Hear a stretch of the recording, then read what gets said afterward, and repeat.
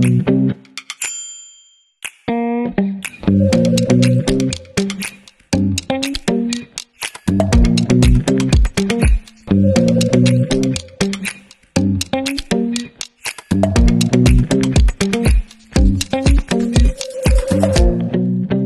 to the first episode of Coffee with Kofi. My name is Kofi Simpson, and I guess my title is a play on word in terms of how people pronounce my name. I am a person that is very intrigued in having deep, meaningful, and candid conversations about real-life issues and the challenges that we experience on a day-to-day basis. Today, in my first episode, I have a longtime friend who I've known for about 20 years, right, Sam? Yeah, it's about 20 years, yeah. When I went to varsity, the first friend that I made, who was my roommate at that point in time. Became my roommate. Oh, became my roommate, yeah. Fitting for me to start my first podcast, first episode of having countless conversations about I want to do a podcast. And it's probably taken about 2 to 3 years for me to eventually get to this point. And I have my friend Sam here, who recently became a father. So congratulations, Sam, on that. Thank you. A few years ago, Sam found out that he was unable to have children, and now he's recently adopted. And I want to have a conversation with Sam around the journey, the challenges around that. And the title of today's session is Redefining Fatherhood, Masculinity, and the Journey to Adoption. Sam is a native Zimbabwean who is married to a native Zimbabwean who grew up in the UK, and they're both here in South Africa. Legally married here, and they stay here in South Africa. Yeah, so Sam, welcome to the first episode of Coffee with Kofi. Thank you. So how are you doing today, Sam? I'm good. Excited. I think this is an interesting journey we're about to embark on. As you know me, I'm a very candid person, so yeah. I'm excited to talk about something that I think we don't talk about often on a platform. So before we dive into it, just high level, who is Sam? I like to define myself as a very Afrocentric man who lives in a very beautiful, diverse city called Johannesburg. I define Johannesburg as the mistress of my loves in life. She is the city that's alluring but still has complications to her. So unlike we met in Cape Town, but I don't define Cape Town as my home. I find Joburg as my home because it resonates with me as a person. And as a person, I think I'm somebody who's open to the journey of growth and learning. And I'm a father, as you just mentioned. I'm a husband. I'm a businessman. I'm a technologist by heart. Okay. I'm a very light African historian, specifically sub-Saharan Africa. Okay. Because I believe part of knowing who you are is knowing your own past in its totality. Just very curious. So work-wise, you're saying that you're a technologist and a business person. Yes. When you say technologist business, just what does that mean? I help organizations understand how to leverage technology in the best way possible. Okay. And in some instances, I help them not only map out that path, that journey, but also realize it along the way. So I wear multiple hats. I'm a certified enterprise architect, cloud specialist, governance specialist, IT in particular. So your principles, policies, procedure, development, all of those things. So I'm the guy who takes the idea of something right down to how do we communicate it into a defined, repeatable practice, right down at the ground level. Okay. And usually it's technology-enabled things like communication is primarily tradition has been done through email. So how are we leveraging email? What are the new channels of communication? How do we leverage social media for effective communication within a work context, whatever business you're in? Okay. So it's about technology-enabled business services. Thanks for that, Sam. So let's actually really dive right into it. So we'll start at the here and now, and then we can, go through the different parts in the journey that you've been through specifically. Mm-hmm. So you've recently become a father and you've adopted, right? Yes, I have. Can you just talk about, I guess, the journey and why the adoption had been the option? So foundation is, from my understanding, you were married for a period of time, and then after trying, you realized that something is not happening here. So we needed to seek medical attention to find out what the dynamics are. Gosh, let's roll it a little bit back. Okay. So when I got married, right, for me, marriage was about, I think at that point in time, it was in of itself a journey with somebody, right? I'm finding my life partner. I'm embarking on this lifetime journey of shared experiences with this person. Number one. Number two, one of the things that we always used to talk about during the dating era, when everybody was dating around, the thing that we always used to talk about is, are you asking the pertinent questions and did you align on the pertinent value points, right?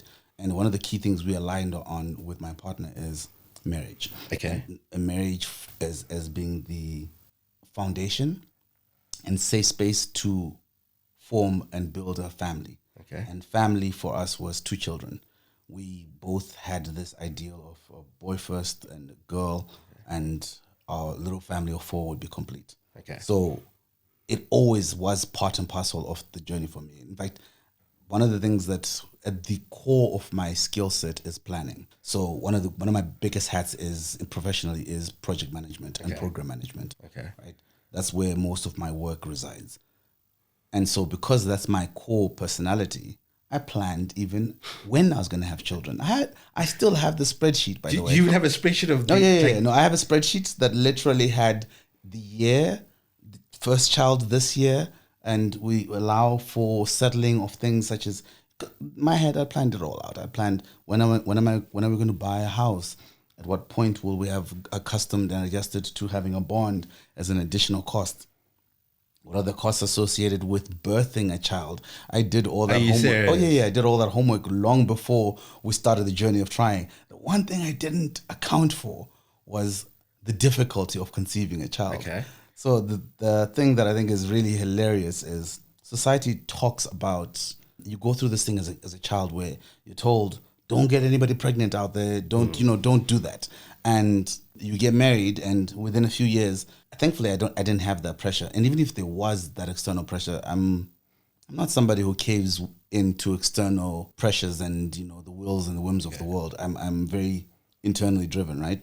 I just never imagined, and I guess it was never communicated. I don't think society ever talks about how difficult it can be to conceive a child, right? Naturally or artificially, by whatever means. We hear people say, "Oh, I slept with that girl once and she got pregnant."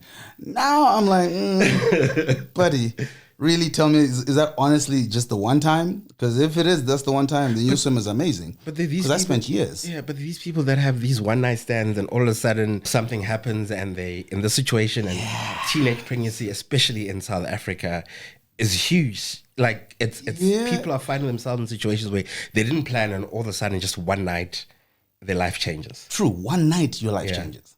But was it just that one night that led to your life changing? Okay. Because I've been on that journey, right? We spent, granted, it was a fruitless exercise in my case, but I've got lots of friends who are married, who have a child, who to conceive that one child took years of trying, right? And not in a case where you'd say, oh, you tried late in life. No. These are people who were healthy. By all accounts, conception should be something that should come. But at the same time, it's not an easy thing, right? And so you try. And ours was one of those where we understood in principle, I guess, at some point that this is not going to be a wham, bam, thank you, ma'am thing. Yeah. At some point we had the apps. I had to have the app synced to my wife's app to know when ovulation is happening. Her ovulation app. Yeah. Okay. To literally know when is that egg ready for me. And we did that. And to be honest, it nuked our sex life. Because imagine having sex on a schedule where you literally, bro, like, it's like, today's the day. You're a schedule man, Sam. No, but like, see, this is the thing, right? As much as I'm structured, I'm also very much, I think I need an outlet for that structure. I'm very spontaneous. And for me, sexuality is one of those areas where spontaneity is an area I can get to, color outside the lines. Okay. Right? So having to have a schedule for sex when I've got a schedule for everything else in my life did not go down well with me. And I don't think it did for my partner either. Yeah. But nonetheless, we tried for, I think, maybe a year and a half, 2 years. Okay. And into your marriage, or into. In fact, it was me who wanted to have children first. Okay. My wife was afraid of the birthing process, the whole journey, not the journey, but rather the actual like giving Like birth. 20 hours of Yeah, the pregnant, labor. yeah. She was scared of labor, and so I wore her down, and I got to the point where I said to her, "Listen, what's happening? We keep talking about timelines and revising, and then I'd say to her, I convinced her on the basis of it's not going to happen overnight. Okay. So because it's not going to happen overnight, let's start trying. Okay. We started trying casually at first, and then eventually it got to the point where I think both of us realized that, you know what, this is no longer healthy. We're not getting anywhere with this. We need to seek medical assistance. Okay. And at that point, the question was who goes first? And I don't think it was even a complicated conversation. It was very much a easy, passive conversation. Okay. Because to me, it was so much easier for me to go get tested. Okay. As a dude. All I have to do is go jerk off in a cup and that's it, right? Yeah. And come on, as a dude, that's something you do Yeah. enough times that the only difference is you're doing it in a room with somebody else knowing that's what you're doing. Yeah. And ironically, you walk in there and they've got videos, they've got Videos? Yeah. You on the And table. someone's watching you. No. Okay. This is not, it's not a voyeurist kind of thing. Okay, I'll check in the part. Okay, so let's just take a few steps backwards and I'll come to that. Okay, cool.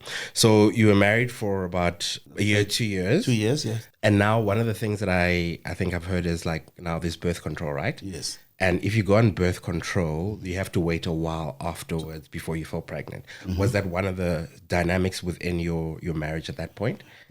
No, because my wife was on. Okay, She cool. had the implant. Okay. And I think within a few cycles, or it's like maybe 2 or 3 months, upon removal of the implant, your hormones would restabilize. Okay, cool. The literature or the Okay. espoused position was that. It wasn't a thing that kind of made us go, oh no, we need to wait several months. Okay, cool. We didn't have a clock on that part. So you're saying, okay, at that point, you're like, okay, now we need to look at medical intervention to find out what the challenges are specifically. So you went first, Yes.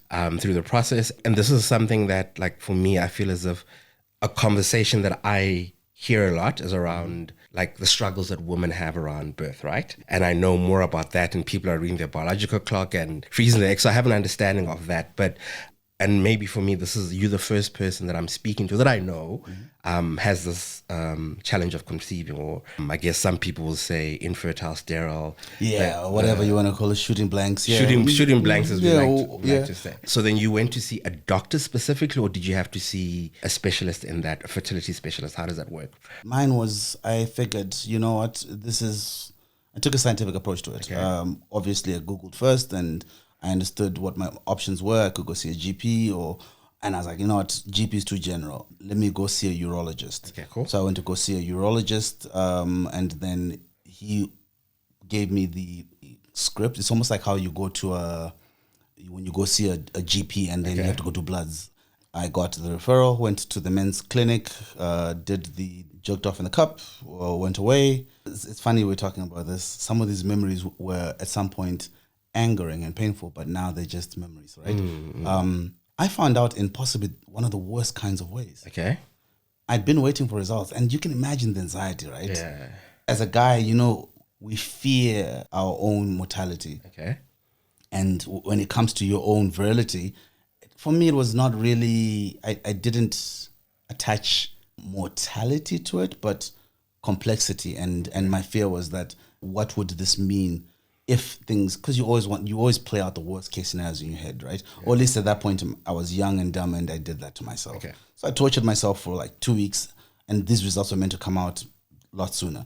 So Eventually, so this is anxiety and thinking of the yeah, I'm thinking of all the worst case scenarios, the outcomes that could come out from this, right? And so I sum up the courage to call the doctor's office because the results go back to the doctor, right? Okay. So I sum up the courage to call the doctor, and the receptionist says to me, "Oh, something to the effect of, oh, didn't the doctor tell you already?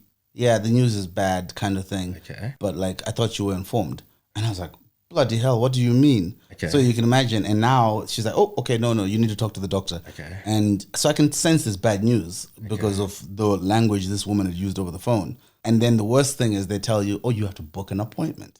To get the news. To get the rest of the bad news that she's already alluded to. Okay. So I booked the appointment, I go in, I see the doctor on my own.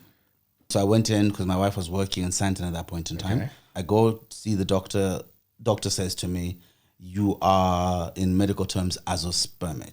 Basically, Azoospermic, that's what they call it, okay? yeah. So basically, you literally shoot blanks. Okay. And obviously, that was a gut punch. At that point in time, I think I was just in shock. Went home. Wife came home. I shared with her. We cried about it. Did you also cry? Oh, hell yeah. It's amazing thing that like crying is a sign of weakness for men, right? It is, and when like, and something I'm also playing with, right? And I'll be honest with you, I haven't cried in 25 years. Oh, wow. And I think that that's something that we struggle, some as men, as regulating. And I guess maybe in a situation like that, maybe it's appropriate to cry. But if your heart was broken and your wife divorced you, do you cry in such situations? But anyway, point is, both of you cried at that moment. Bawled like a baby. We cried about it. And then eventually we sought second consult from a second doctor and another urologist who gave a similar but not identical diagnosis. Okay. His was one of, you are not azoospermic, as he said. Look, I think the first doctor was a little harsh because they did, I guess, more intense testing and they looked at my sperm morphology count, etc. Because now it was more, they really wanted to get to the bottom of it. Right? Turns out, no, I've got my sperm are scrambled because my DNA is scrambled. And so this is a genetic thing from your side. yes. Okay. So, well, at least eventually we came to that conclusion. Okay. The long and short of it is that is it. But it wasn't an immediate thing. It was a journey of scientific discovery and elimination. Again, you find medical science is not as discrete and binary as you'd hope.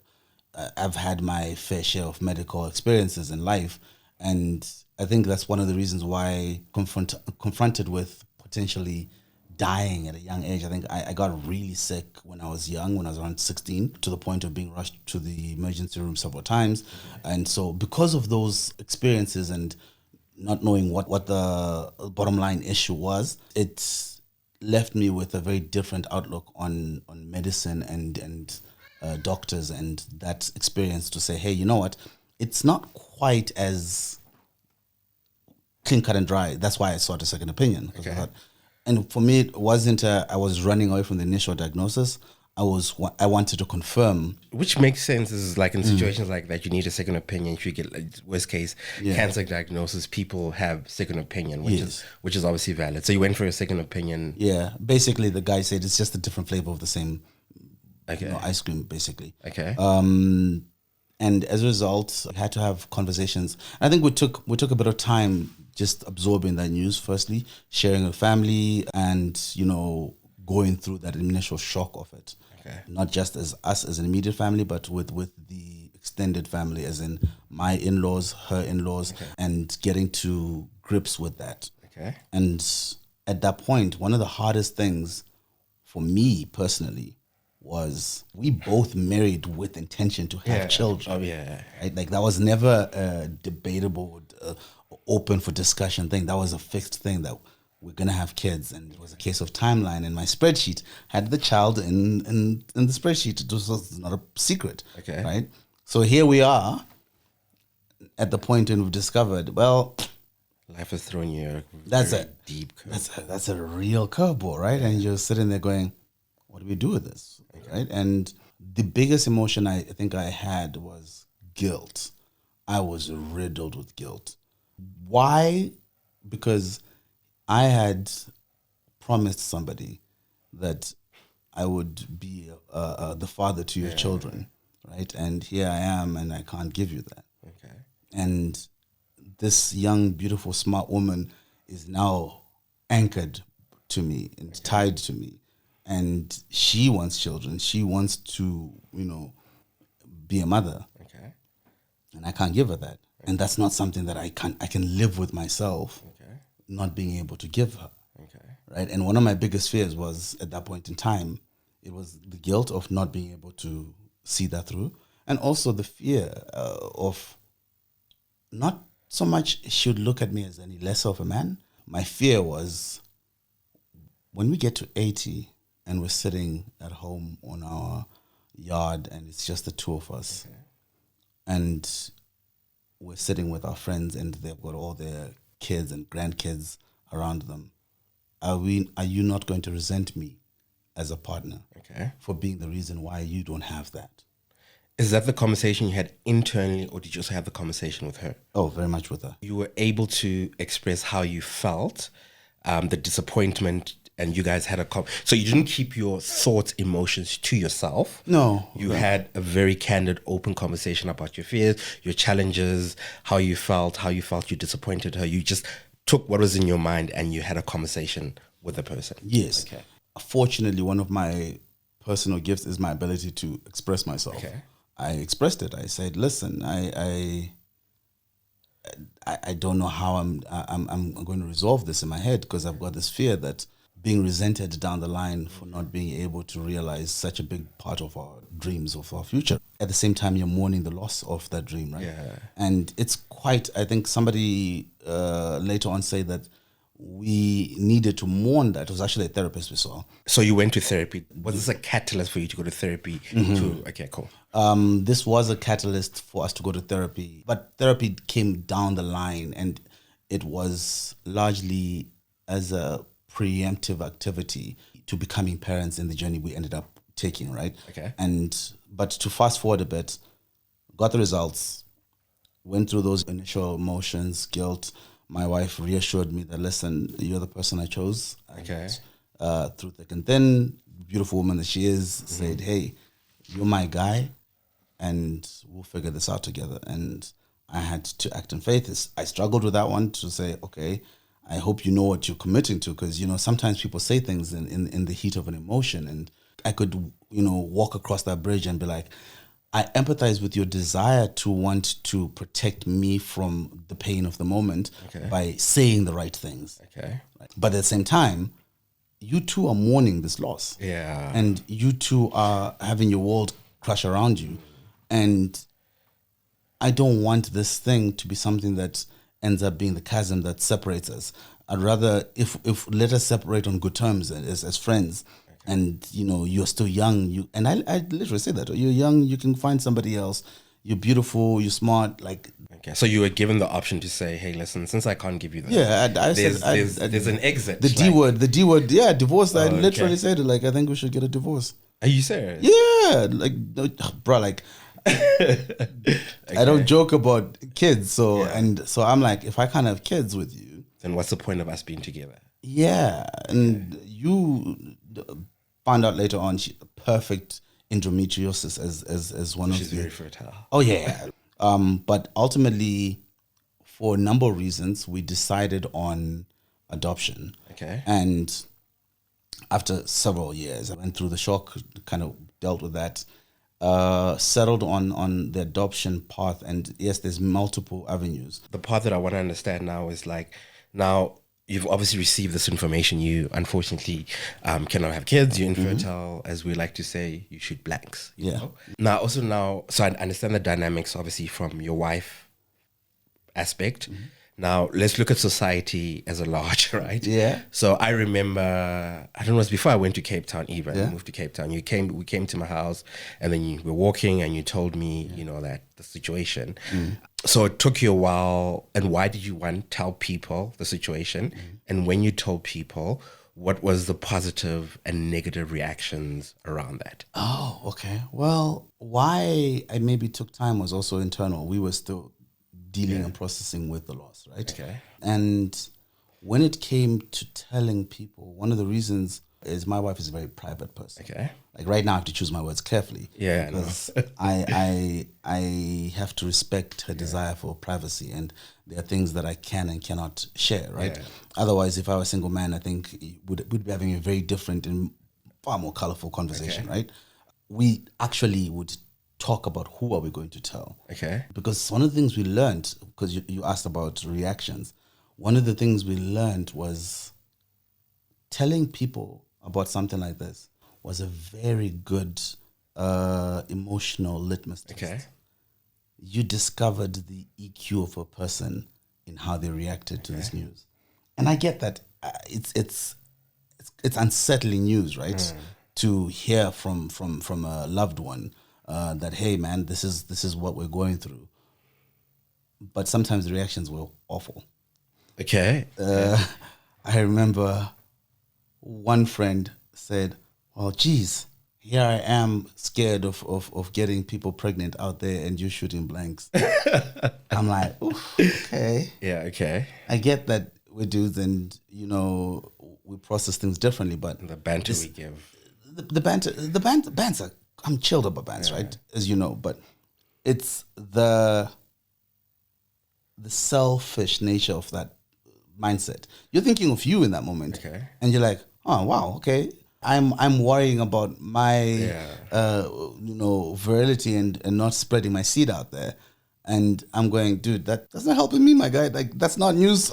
I don't care about that right now. I'm sharing with you something that is deeply personal and emotional, and the reaction is of that nature. And there were permutations of that. But also, I think because of the age we were at that point in time, everybody around us was having children. Okay. And the assumption when you'd come across people is you already have a child. Because we started a little bit later either way. We started like mid-30s. Not mid-30s, like late, early 30s, like 33. Got married at 29. 29, yeah. So I think we started like 32 or something like 31, 32 is when we started trying to have kids, right?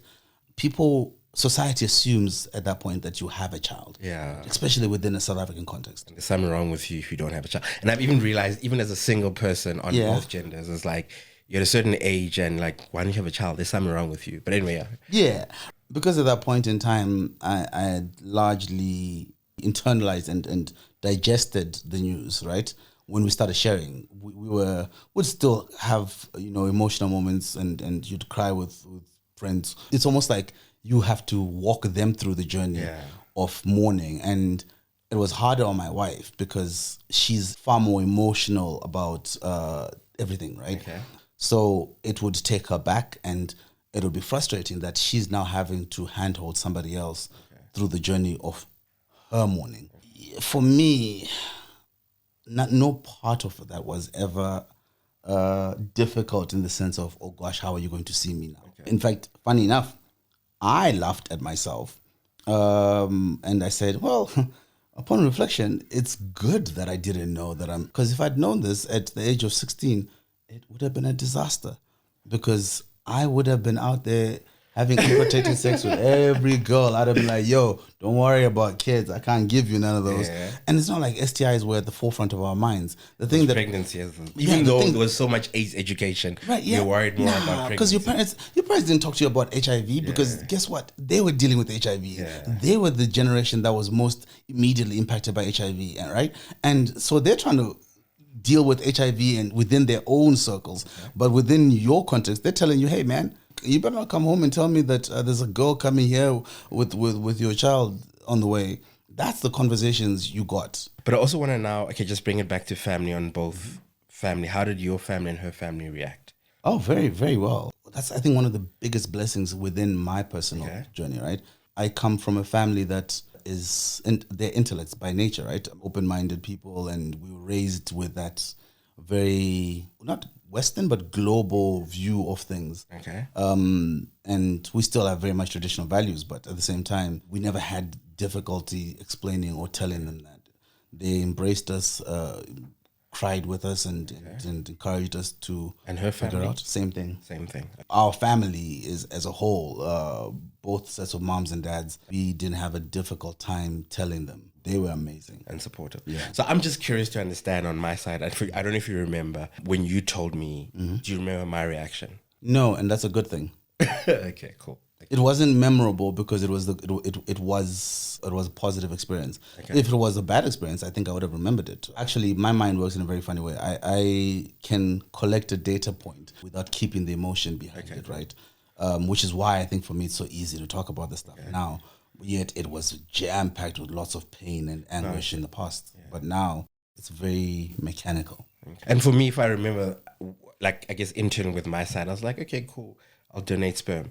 But me not thinking, can I also give kids? And then there's obviously complications around. That's sweet of you, but who says I want to have your kids? I understand. It was in my mind too. Okay, you were problem solving. You were going into the immediate guy thing where you want to problem solve, right? I also went into that immediately. I was like, okay, how do we solve this? And then I was like, ooh, none of the solutions are kind of clean cut and dry, right? They're all somewhat messy. Your reaction was good. Whatever it was good. Okay, cool. No. I just, yeah. We wouldn't be just, sitting here if it wasn't. No, I'm jokes. We would be. But it's just, I mean, I've also just realized, even in myself, a friend said on a group was supposed to play paddle, he missed a step, right? And I'm like, dude, at your age, how'd you miss a step? Not even saying, hey, dude, are you sorry? Are you okay? And I've had situations, even playing paddle again, I've fallen, and then people are already laughing and not like, dude, are you okay? And I think that's something that, whether or not banter or whatever masculinity is, that there's a little bit of less empathy that we have when... For men, which is partially our fault, if you ask me. Which is? Partially our fault. Which is partly our fault. But I want to go back to, I guess now, after you've gone through the discovery, now it's action point. What were the action points you guys looked at and the options you explored? Discovered, I suppose, initial processing, telling family, sat with it for a while, talked about all the permutations. Okay. Sperm donation, tried not second round of IVF, but very, very briefly flirted with the idea of more experimental parts after the initial failed round of IVF, which, by the way, was very difficult, because imagine as a guy, having to inject and cause pain to your partner every day in order to circumvent your inability to realize this process naturally, because you have to, it's an intensive hormone therapy, right?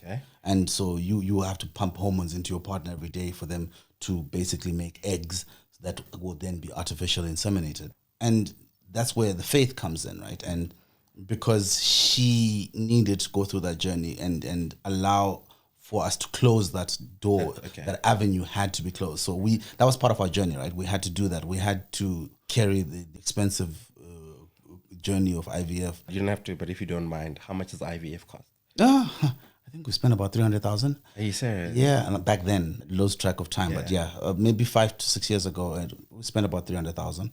We had to borrow from family.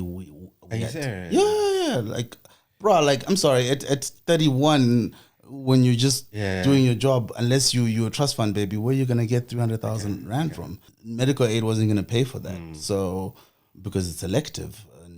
I mean, things have advanced greatly in that regard since then from a medical aid perspective. And we didn't exactly go to a public hospital. We went to the best of the best. We went to a very elite institution because, again, for me, if I'm going to do it, I want to do it to the satisfaction that I will never question whether that was a path we truly could have gone. In fact, this clinic had people flying in from the States and Israel and all over the world to come do fertility treatments here, because relative to the world, they were cheaper, but in a local context, 300,000 wasn't cheap.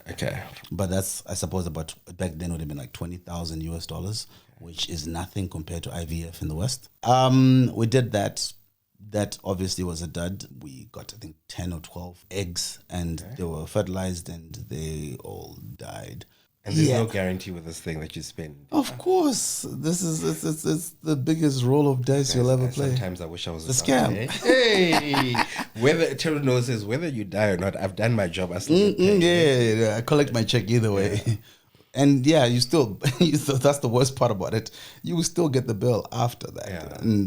But at least for us, look, it was money we had to spend. We had to close it was and in a conclusive fashion. That door closed. And then healing. I think. And then healing after that. We took quite a bit of time just being, like, just not trying anything, not just being, just saying, you know what, and talking, researching extensively, and making interesting discoveries. Like, one of the most interesting discoveries was a paper I read, either myself or my wife stumbled across, which was like a meta study, which has made it even worse, because the meta study is a study of studies. It came to a fairly conclusive position that children who were sperm donation, they're alarmingly higher rates of suicide. Right, and lots of unhappiness. When we saw that, we're like, okay, cool, adoption, sperm donation is off the table. Personally, I think part of me had resigned to the idea that, like, I can't be part of this process in any way physical. So I have to be open-minded.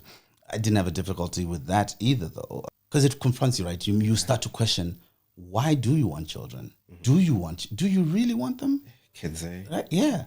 Do I want amazing, but yeah, right. And as a parent now, we were talking about that just last night about how it can be annoying to be a parent, right? And it almost seems like people are afraid of saying it. Like children can be annoying, parenting can be work and frustrating, but again, it's a privilege that I'm happy to be frustrated by, and I can safely say, because I'm a very present father and parent, I have earned the right to be annoyed, because unlike somebody else who's just it's very like, for men, where, okay, you know what, because I financially provide, I do not need to be involved in the care of my children. I like to believe I am a modern husband and father, in the sense that I am very much present. Bath time every day is me. And bath time every day to the shooting point diapers, of, eh? For me, that's my like non-negotiable, eh? Like, well, look, again, and I feel like every union is different. Like you screw what society says. If you are like, I will not do diapers, and your partner goes, hey, I don't care about diapers, then happy days. If it's a case where you exchange that activity for cooking, and your wife says, then you cook, and you're like, well, you know what, I actually love cooking. Okay. Happy days. Do what works for you guys. But for me, my wife used to be fussy about things like that. She didn't like the smell of baby poo, or she was grossed out by a lot of things. Yeah. But interesting enough, when we got our daughter, like all of that went away. Her motherly instincts kicked in, and she's not like, we don't fight over who's changing our daughter's diaper. it's a partnership you have. Okay. I say I want to have the right to call you out when you're an adult. I say this to her. I'm like, no, I want to change the diaper. I want to be there for the cranky moments and all that stuff, because it gives me the right to say I am your father. Okay. I can't say I'm a sperm donor, because I'm not, but I am your father. And what is fatherhood for me? It is the presence in those moments. It's the provision. Yes, I have a responsibility for provision, but then that's a me thing. I think the thing that is the gift that I can give her is my presence and my love. Just from a time perspective, I obviously will have another session, and there's still a lot more to unpack. And I know we haven't spoken about the adoption process, which something that I'm very like interested in. And if I'm honest with myself at this point in time and the age that I'm hitting, I don't know, for me that would be an option, because I may even explore surrogacy, going through that route, and just, okay, cool, I didn't have a partner, be a single father, raise a child. And I know there's a lot of therapy, and we'll talk about the adoption at a later stage and the process of going through, because it's not a very simple process that one needs to and I think you need to be emotionally ready for that. Look, we did our adoption with a great agency in Pilo, and we are doing now, still we're in the final stages of it. The legal registration of our child in our name. I mean, currently our child is in our custodial care, but that's just legal jargon for me. Our child is our child. She's home. She's not anywhere, right? Let's start with me. The path I went down was the path I had to go down. This for somebody who's not faith-based, this was preordained. Like, if I was going to do it, if I was going to get to become a parent, this was the best option, given some of the extended family medical issues that exist within my family. Sometimes when nature says no, you need to listen. Like, nature said no with me, because nature understood that, hey, you know what? Your genetic pool cannot be allowed to continue. These are the challenges within your genes, hence why we're scrambling your DNA and switching that off, so that you can't make more of you. Pity to the world, because I think I'm great. But that's more of the socializing of me, the raising of me that made me who I am. But the genes of it, no, those should really die away with me. And you went through, and I think it's very eye-opening for me specifically, is in order for you to arrive that decision, people use faith in what they know. You went through a fact-based research to understand that these are the options that I have, which one, apart from my personal aspect, which obviously creates the greater success, the greater environment, and was a very knowledge and fact-based process that you specifically went to. For me, it's just listening there. It's a very good learning. I think for me, I'm a gut feel kind of person, and I'm learning to be more systematic, more, data-driven, more fact-driven, specifically in terms of that. But so today we'll end our first conversation around that. as I said earlier, there's a lot that I still want to unpack around the adoption process, around like how you make your wife specifically, what makes your relationship tick work, what challenges you have. You spoke about therapy, couples therapy, and those kind of things that add value towards a relationship. Confronting things. Yeah, confronting things. Gosh, a good therapist is terrible, bro. Like it's having somebody sit there and tell you, "Oh, I'm watching you interact. Why are you doing that?" Yeah. And challenging you on your own behavior and being called out for your bullshit is But I think it's a necessary evil a lot of people have to go through. And I've realized a trend. I mean, I studied psychology initially, and I wish I had become a psychologist, because at this point in time, the number of people that are going through therapy, and I've realized there's a lot of women that are going through therapy, and I've also had some friends who have been like, hey, listen, I went on therapy, can you recommend something? And I think it's a different self-soothing aspect that has been now normalized within our society that we are going through specifically, but also think that, men also need to kind of go through that. And even myself realizing that the importance of regulating emotions. And that's an important thing that I'm going through my own journey. And I feel that a lot of men also struggle. And I have a friend, similar situation, different situation, where he's gone through a miscarriage. And one phrase said is, society will feel empathy for the woman. And what about the man? Because he too is lost. He's too lost, and now he's a bit changed, man. Because and we didn't get to the conversations or why the miscarriage happens, but miscarriage seems to be a common thing, and even 20% of pregnancies happen. That's another thing that I wish society we need to work on this one. Miscarriages are not a failure on either party. Miscarriages are nature's way of saying that one is a dud. We need to let that one go. Yeah. And as painful as that message is, it's a message we need to embrace. We need to celebrate, because I know, anecdotally though, I know of scenarios where people have said, you know what, no more miscarriages in my life, and used medical science to force pregnancy through to term, and they've birthed children with a mountain of medical challenges. And those scenarios have resulted in broken marriages, because guess what? When you are having a child of that nature, you're not prepared for that very intense level of care. Children are lifetime subscription, full stop. You can't cancel the subscription once they're there, right? Unless you're a psychopath. That's the only way you're going to cancel the person, right? But still, miscarriages are a beautiful, necessary, painful process of life. And so do better. Do better, society. Yeah. But in this case, my friend was like, Ish, I'm thinking, do I have a low sperm count? And one of the challenges is which leads to low sperm count, is alcohol, smoking, drugs, and those kind of things. So now he's altered his behavior to the point where he's drinking less, and he's, trying to, to kind of work on those things. But also the point is, when he said to me, and this is the first time in my almost life that I've heard a man say, I have a low sperm count. Therefore, how do I react, and what support? And did he act? Does he know he has a low sperm count? No. It's remember, as you maybe he hasn't gone through that process, and I think there's also a good discussion for me to have with him post this around whatever scientific methods you need to go around that. Go to a men's clinic, because I highly doubt the data around miscarriages is not one that usually points to that as the issue. Yeah. It's extremely rare. I mean, hello, you've conceived.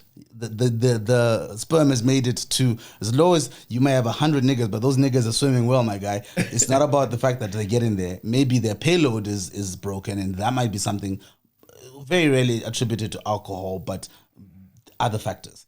Yes, still get checked out, but don't self-diagnose. That's the worst thing you can do. You're possibly lying to yourself and making the wrong changes in your life.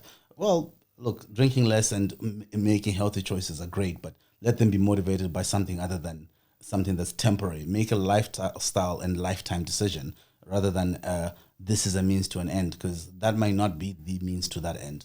It might not, but but also the thing I'm highlighting is that emotional thing internally is like how he's feeling, who does he speak to, how does he resolve that aspect, whether or not it is a factual thing. But for someone to say to me, I've never heard this, I have a low sperm count, it's something that I've never thought about specifically, right? Yeah. But And there was now- also something I realized that when I was going through my journey, when I shared with my friends, it was confronting to them, to you as well, I'm sure.